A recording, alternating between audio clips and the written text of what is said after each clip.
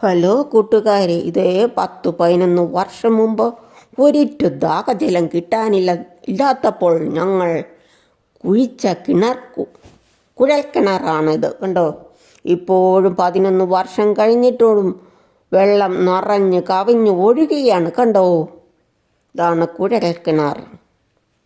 ഒരാളുടെ പൊക്കത്തിനേക്കാളും കൂടുതൽ ഉയരത്തിൽ പൊങ്ങി വരുന്നു കുഴൽക്കിണറ്റിലെ വെള്ളം. നിങ്ങൾ കണ്ടിട്ടുണ്ടോ കൂട്ടുകാരെ?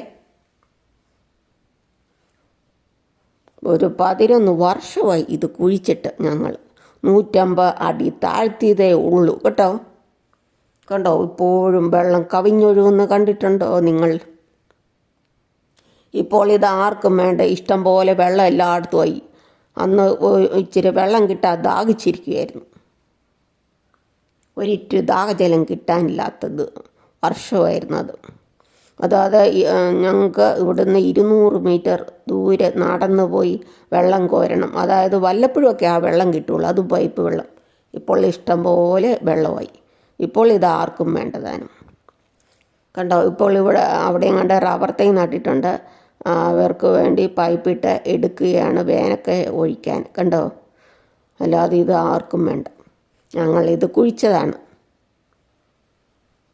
നിങ്ങളിത് കണ്ടിട്ടുണ്ടോ കൂട്ടുകാരിങ്ങനെ വെള്ളം ഇങ്ങനെ ഉയർന്ന് പൊങ്ങുന്ന, ഭൂമിയിൽ നിന്ന് വെള്ളം വന്ന് നിറഞ്ഞ് കവിഞ്ഞൊഴുകുന്നു.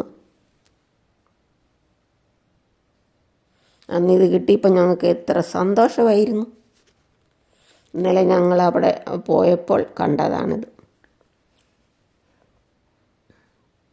ഇപ്പോൾ ഞങ്ങൾ അവിടെയല്ല താമസിക്കുന്നത്. ഇത് കൊടുത്തിട്ട് ഇപ്പം വേറെ വീട് മേടിച്ചിരിക്കുകയാണ്.